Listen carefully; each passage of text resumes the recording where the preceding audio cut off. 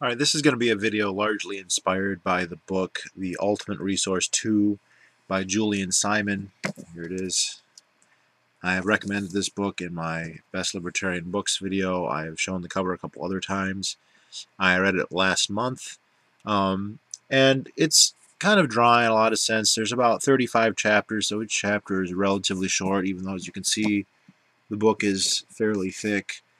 He has a different kind of style that he likes for how he organizes things, which isn't always bad. Boston Tea Party has his own page numbering method that I rather like. Julian Simon, so much, I'm not sure. This is one of the most thought-provoking books I've ever read. I don't agree with everything in it. I don't agree with every policy position he comes to. Julian Simon is a Chicago school economist. He's a minarchist. So there's a lot of stuff in there that an anarcho-capitalist is going to kind of recoil at a little bit, but he's pretty free market. I mean, he's definitely at least as good as Milton Friedman, if not better. And a lot of the stuff that he talks about is extremely pertinent. And I'm just going to say, this one right here it starts with an appreciation to Milton Friedman. Apparently, there's a couple of letters from Milton Friedman in here. Apparently, in the 70s, Simon had written Friedman and said, I have a solution to an airline problem. Basically, if they overbooked flights, they would just kick people off. And his idea was, if they overbooked a flight, they would basically take bids for people to leave, something along those lines. And Milton Friedman said, I don't really know anything about this, and so I'm not going to respond because you're just a nobody. And, this isn't my area of expertise. But somehow the airline industry actually implemented it. And according to Wikipedia, the value of this innovation is somewhere around $100 billion, something like that. But, I mean, Milton Friedman, yeah, on that good, but not the most, not the highest credentialed authority you could have. However, at the end of the book are two letters written by F.A. Hayek, who basically says, and I think I said this in another video, I've never written a laudatory letter to anybody. I've written to colleagues to ask them questions or whatever, but your book, basically, I consider the empirical proof of everything that I've believed my entire life. Empirical proof that I wasn't aware really existed in a substantive way. Simon's book, that's F.A. Hayek, okay, no slouch. Probably the most famous free market person, probably tied with Milton Friedman. Obviously not my favorite economist, but a titan nonetheless. To lay such praise on someone who's essentially unknown is, really quite extraordinary. And you read the book, you see why it's definitely deserved. I don't want to go through every interesting topic he raises. The stuff he wrote about, there's a chapter about animal rights, and he goes into his idea of rights that I found to be very lucid and interesting. And although not 100% original, it was, very cogent.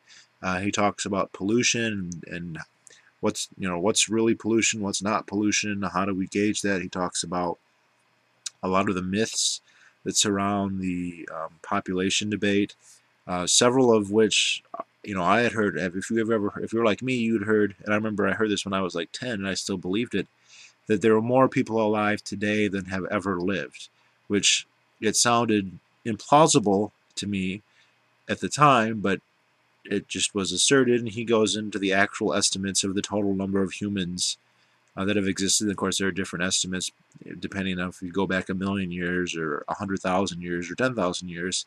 Needless to say, by any of those estimates, there have been far more people alive in history than there currently are alive today. He debunked the idea that there's exponential population growth. It's totally ahistoric. There's no basis for concluding that. He said, well, if you fit a curve to a certain set of data, it looks exponential. But even Malthus was aware that humans change their behavior, and then he makes kind of a funny joke that, well, if you chart the expansion of university campus acreage in the United States in the 1960s. They were expanding very quickly, and one could conclude that the entire surface of the Earth would be covered by university campuses in a very short order of time. So there's lots of little interesting asides in this book, and someday I might go into some of the other ones, especially the pollution ones. But right now I want to talk about what's perhaps his most controversial idea, at least in terms of economics among libertarians, and that's the idea of finiteness within resources. Austrians, of which I am one, have a series of axioms, and one of the things that they believe is that resources are finite, that there are scarce resources, but Simon basically says he believes the resources are basically infinite. Now, I'm not saying I'm 100% on board of this, but it's an interesting kind of way of looking at it, and I think it deserves to be addressed. What he means by that is, it's almost like an example of Zeno's paradox. Is it Zeno or Zenom? Zenom or Zeno, I can't remember his name, was a Greek philosopher, a smart person who basically said that, if he shoots an arrow at a line, first the arrow will cross half the distance, and then half the remaining distance, and then half the remaining distance, and half the remaining distance. It has to cross all these distances, and so it will never get to the point because there's always another half distance. You keep subdividing and smaller. There's basically an infinite number of points between any 2 points, and so it will never get there. Simon's reasoning is somewhat similar. The idea being that human ingenuity allows a given set of resources, a given mass of resources, to be expanded in terms of its utility to humans. So a good example here would be like a lump of coal. Let's say a pound of coal. If you had a pound of coal 5,000 years ago, there isn't a whole lot you could do with it other than burn it. If you did burn it, it would be probably in an open hearth. Most of the heat would just be expended. Very little of it will be radiated. And so you could make calculations about how much coal humans would need, based on the fact that 99% of the energy is lost. However, over the years, we developed boilers and other systems where now you put it in a coal furnace and 70% of the energy is there. And so all of a sudden, the supply of coal has an entirely different potential use to humanity. Its utility has increased even though its size has not, the actual mass. He doesn't debate, just to make him not realize he's not totally crazy, he doesn't debate that there's a finite mass. But in terms of utility to humans, the concept starts to break down. Other examples he used is, if we think about like copper, it used to be that we used copper for all kinds of internal plumbing, of course electrical cord, and then if we were to go back, say, 80 years, we'd say, well, a house needs this many feet of copper plumbing and this many feet of copper cords, and this is the supply of copper, so in the world we know we can only build so many houses. But then substitutes were developed, not for everything made out of copper, but for certain things. So we ended up with plastic PVC pipe. And then suddenly the amount of copper that's required in a given structure for a given population has altered. Even though the sum of copper available hasn't changed, it will be able to be extended for much farther in terms of its utility to humans. And the process, this has occurred, and Simon's opponents, agree that this has occurred, but there tends to be this view that, well, that's just a fluke. Resources are finite. We keep consuming them, so they're going to become scarcer and scarcer. That means the price is going to go up, and eventually there'll be destitution. The most famous, this is basically the Malthusian trap, that we're all going to consume everything, and just, like especially food. And I remember hearing, well, yeah, that was going to happen, but then we got lucky with some advancements in agriculture, and so that put it off. But we'll just keep growing until we get to that point. Well, That's wrong in a couple areas because humans don't just randomly keep growing. People adjust the number of children they have based on the expectation of how hard it is to raise them, whether we're talking about first world countries or even primitive tribes. They all have methods of population control through abortion or infanticide or even contraception or abstinence from sex. And then, of course, the more advanced societies all experience a demographic shift where their birth rates drop and they become basically they stop growing in populations or they grow much less. What Simon's saying, though, it's not random that we suddenly just got lucky and had a revolution in farm production. What happens is as demand for products increases and the supply doesn't change, the price will rise, which makes a very strong incentive to search for and develop alternatives, which he says, most of them are going to be developed by private individuals, and most of their attempts are going to fail or not be entirely successful. It's possible people can find substitutes that work in a particular area. So, say we needed to develop a new transit system, it's likely some entrepreneurs would be able to come up with transit systems that were effective within a certain environment. Let's just say through building a canal from this or that city. You might not necessarily be able to build a canal to all cities everywhere, but it might be a feasible solution in a particular case.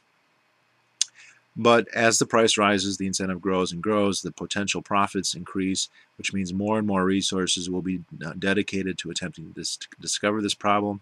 And before you know it, someone has discovered an alternative or a different use or something, some kind of revolution, and lo and behold, suddenly there is more than enough supply. And this isn't something that's random. It has been consistently happening all throughout human history. We can see it from the shift from the Bronze Age to the Iron Age, as tin, and to make bronze it requires tin and copper. There's quite a bit of copper, but tin was relatively rare. As its price growth increased, cheaper alternatives were sought. Iron was more widely available. However, regular wrought iron is not as good as bronze. However, people said, well, we got a lot of this stuff, let's figure out a way to make it better, and eventually they came up with better methods of iron smelting. Not steel per se, at least not that early, but maybe. And so we have this leap, and it's just been happening. It's what humans do. Humans innovate. And so once that happens, once you develop PVC pipe, the exhaustible reserves of copper have just expanded in their lifespan. If we were to take the usage of coppers 80 years ago, we would say, oh, well, it's only going to last 500 years because we need it to make all the plumbing in houses. And then suddenly you get PVC pipes, and oh, now we just added 50 years, and then they find a way to use less in the wiring or whatever. And even though the supply isn't growing, the mass of supply isn't growing, its ability to be utilized to satiate our needs increases. So a given mass gives you more human satiation, so to speak. Probably the most pertinent and the most pertinent controversial aspect of this is in energy, especially in petroleum. The so-called phenomenon of peak oil, which is a phenomenon, by the way, that people have been alluding to, if not in name, it's certainly in definition, since as soon as oil was discovered. I mean, in the 1880s, the U.S. Geological Survey was saying there's no more oil in the United States. There's no oil in Texas. There's no more, there's no oil in California. There's no oil anywhere. They're making huge discoveries right now. I have made a living drilling wells, gas wells, in areas that 20 years ago were completely worthless. The shale, people call it fracking. Fracking is just a process. Basically, the dark shales or the black shales, these are shales that are not porous, which means the gases and hydrocarbons do not seep out of them. So if you drill a hole, the only gases that come up are from the actual hole that you're drilling, and not from the surrounding formation, which means you don't get very much gas out of them. 15 years ago, 10, 15 years ago, the process was developed to frack these wells. Basically, they cause explosions, and please no one ask, I don't know the details about that. I leave the wells before that takes place. I will say, though, since it's my job to look at the geology, from what I can tell, I have no idea what that would do to the substructures. I don't know how anyone else would know what that does to the substructures. Mostly this stuff is happening really deep and below several layers of capstone, so I think the chances that it would be affecting the surface are low, but not impossible. That's a different story, one that I'm really not qualified to talk about. In any event, suddenly a gigantic reservoir of natural gas that they knew it was there, but it was totally unusable, has become usable. So this is what the Bakken Shale is. This is what the Marcellus Shale is. The Marcellus Shale is where I did all my wells in West Virginia. I said, just me. I mean, I've probably drilled 30, 40 wells there. This is stuff that I've talked to people who were there 20 years ago. It was junk. It didn't even, there was nothing there in the They were going to other formations, but not that one. But you can still say, well, there's still only so many hydrocarbons in the ground, and you're right, there's a set mass. But how much energy we are able to get from each given mass or volume of hydrocarbons is always increasing. You know, the hydrocarbons themselves arose to supplant an alternative source of oil, which was namely whales. Used to go out, and people weren't killing whales for food so much as they were killing them for the oil, especially sperm whales. And whales are actually a renewable resource, but they're one that can be completely depleted and even extinctified, if that's a word. Something that, you know, most liberals and watermelons and others would agree with. And that's what was happening. The price was going up and up, demand was increasing, and so suddenly there became an incentive, not suddenly, but gradually there was an incentive to find an alternative, and that was oil. Now that process is getting to the point now where it keeps increasing. Most of the really easy to find oil has been, even with these technologies that greatly increase the known reserves, and he has a great section about the known reserves of oil and how we don't have a definitive study on the known reserves of oil, and we never will, because it costs money to come up with that. You know, you can't just put it into a computer and figure out what the known reserves of oil. That has a cost, actually a fairly high cost. And so it only happens when there's enough of an incentive financial-wise to pay the cost to do that, which is not to say there's an infinite mass of oil again.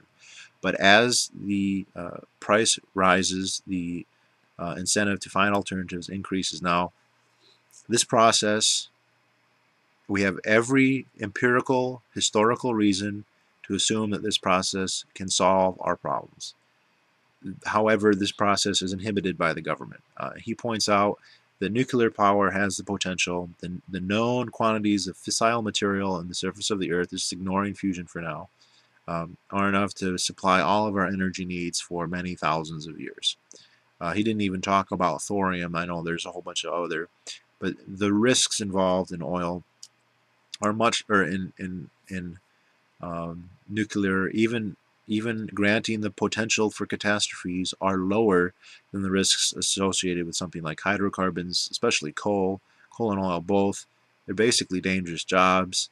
That they claim, I don't know, hundreds of lives a year just in the extraction, let alone in the processing.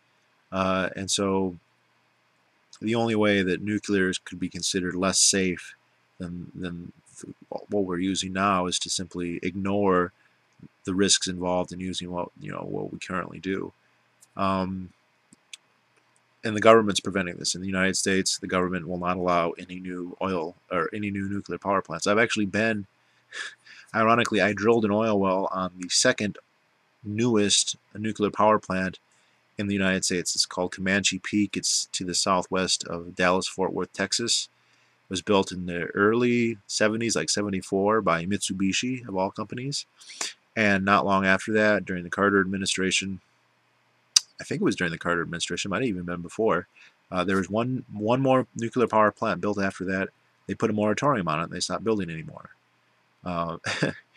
But it's not just nuclear power. That's just an example. Entrepreneurs are prevented from experimenting with alternative engines, alternative forms of locomotion. because they're not street legal, because they need to get patents, because to market anything like that, they don't just need to get the consent of a consumer who has much more vested in the potential faults of such a system than any regulatory body, which means, and not only that, the big three basically have veto power. Anybody who is attempting to come up with a new technology, I'm here thinking specifically of cars, but we could be thinking about power generation generally also, can just go to the legislature and say they're going to ruin jobs and it's unsafe and it's unproven. The regulatory agencies are not set up to regulate, engines based on different designs other than the internal combustion engine, and it's nixed in the bud. So in my peak oil video, I kind of summed it up as saying peak oil is not a problem on the free market, which means we might be fucked because we don't have a free market. We have an interventionist mixed economy that explicitly restricts innovation, which he points out that's what we need to focus on, not where are we going to, technical questions about where we're going to find enough oil. So that's what he means by it.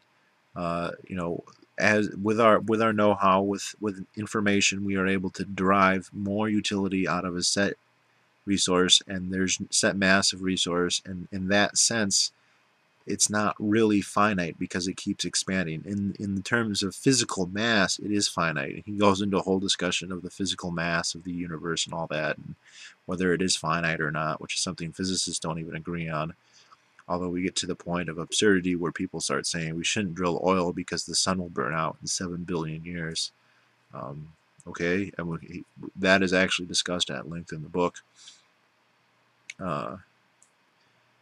So he's become famous for making wagers, and this is information that once I acquired from reading this book gave me an excellent weapon in the arsenal against crazy zeitgeist plans, because much of his notoriety derives from his making wagers against Malthusian doomsayers, basically to the point of, look, there are more people alive today than at any single point in the past.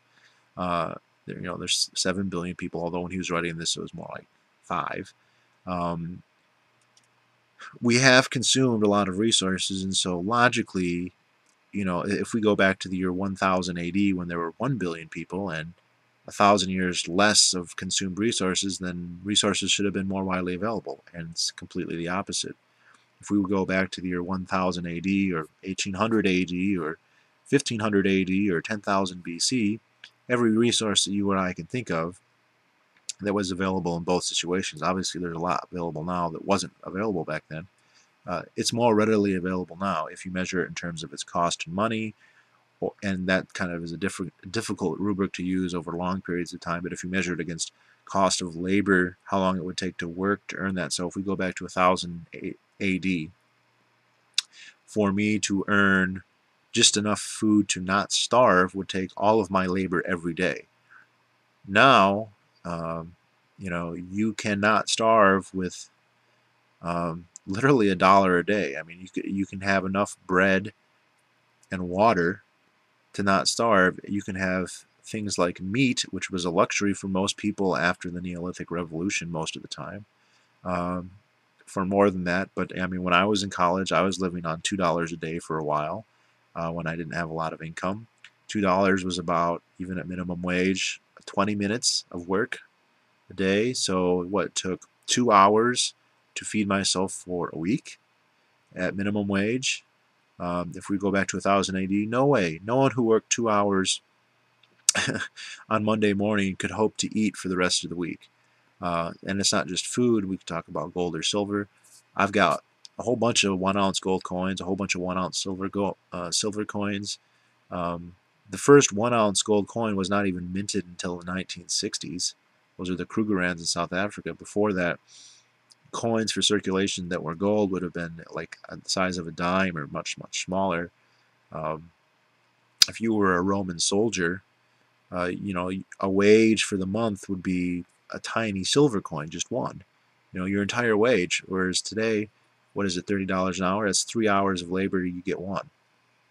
At a minimum, labor job. So when we're talking about copper or lumber, I mean, firewood, I live in a place where people do use it to heat their homes. You know, we've had massive deforestation. We have billions of people, and yet a cord of lumber is almost free. Whereas, you know, people had major fights over this just 250 years ago in England. Like, it was a big deal who controlled a little bit of forest because it was that valuable. So Simon looked at the long-term trends and just said, look, the price of commodities is coming down. And he would bet, you know, because environmentalists would say things like, we're all going to run out of copper, we're all going to run out of, all these metals are going to be gone. They say, okay, well, let's make a bet. You know, I bet that in 10 years the price adjusted for inflation will have gone down. And the first bet he won, and then the second bet he didn't win, but there was approximate cause to that. He bet on lumber. Yeah, for my Canadian subscribers are likely aware of this, although the American ones are likely not. There is a massive tariff in the United States against the importation of softwood lumber from Canada. Some loggers in the Northwest were able to convince the Reagan administration to put a prohibitive tariff on softwood lumber from Canada, which Canada has an ample supply of this material. There's no lack of trees in Canada, and this caused the price to raise. And this is similar for the few commodities that have not gone down in price. There is always a proximate cause, an obvious one, related to government restrictions on its production, development, and whatnot. And so he paid the money, and then I think he died like a year later. He died young. He died of a heart attack in '98. If you want, there is an interview with him. That's how I first learned about it. Just type Julian Simon interview. I think it's on one of the aggregation liberty sites that put a lot of stuff on there. And this information, by the way, was just, I mean, the arrows in my quiver when you hear these TV people say, well, capitalism is based on artificial scarcity. And so it's like, okay, well, if it's based on artificial scarcity, why is the price of everything measured in dollars that are inflation adjusted, or in terms of the labor required of the average worker to obtain them? Why are they coming down? If there's artificial scarcity, why are things becoming more abundant? You know, and I asked that question to Jacques Fresco, who is not really Jacques Fresco, who is probably somebody who has made it their life's work to propagate his fucking bogus bullshit. You know, came back and said, oh, well, free markets don't actually cause scarcity, which is right in the letter that I posted in my last video. By the way, the entirety of that letter is up. Jim Jesus, thank you very much, posted that on his blog, and there's a link to it in the description of my last video. Jacques Fresco himself also actually opined, again, not really him, one of his acolytes, came onto that video, and he said that I misunderstood his letter, and then I just said, okay, what is the scientific basis for collective ownership of everything, and what is the objective universal metric by which one can measure goods and services against human desires? What is that metric that you in your letter say is absolutely necessary? Can I see it? And his first response was, I have other priorities right now. Then I called him a fucking coward. You know, I said, the Venus Project's not about to be launched, so you need to explain this. And then he came back and said, since I'm not an engineer, I wouldn't understand it. So he doesn't need to show it to me. And I called him a coward again, and haven't gotten a response since. But reading Simon, you know, really helped there. And there's a lot of stuff in here that is wonderful for rebutting Venus Project people. That wasn't his intent. I have no indication that he was even aware such a crazy cult existed. But he talks about technology. He actually talks about technological solutions to problems like food production and whatnot. I mean, what's the maximum amount of calories that can be raised through agriculture in a given meter of area? And he talks about what's been done, what's being done, what's in the works, what's likely in the predictable future, and then, you know, from there it becomes kind of really speculative. But so a wonderful book, very thought-provoking. I'm not going to address what he talks about pollution there, but he had a lot of insights that I never really considered before, a way of looking at it. So again, this is a further recommendation of this book, and I highly recommend people look into Julian Simon. Certainly one of those people who left before his time. Um, he's not an Austrian, but he does make reference to people like Mises and Hayek and Friedman, laudatory references. I think once he actually does reference the economic calculation problem, which I was like, yeah, that's awesome. So I'm not fully on board with his use of the term of saying, resources are not finite, but I agree that the potential utility of a given mass of resources is not set. It's set at current technology, but assuming that technology remains the same is a very Luddite attitude and not supported by history. Empirical evidence would suggest the contrary. He is also very cognizant of the potential for governments to fuck this up. And that's why if you really care about the environment, if you really care about population, you have to be an enemy of the state. Any actually earnest environmentalist or humanitarian who cares about human well-being has to be worried about the state. And if they are not worried about the state, if they think the state is the solution, then they are either ignorant or their true priorities lie in a Leviathan state, and worries about the environment or human well-being or humanism are pretexts to justify their real goal, which is Leviathan. And I think when we're talking about Al Gore, that's clearly the case. When you're talking about some dirty hippie on a ship trying to save whales from Japanese fishermen, it's not clear exactly where they fall on it, but it's also irrelevant. Earnest, ignorant support for evil and destruction is not justifiable or condonable, if not as malicious as, say, clearly deceitful politicians, or environmentalists for that matter. So definitely worth checking out and worth thinking about, and that's it.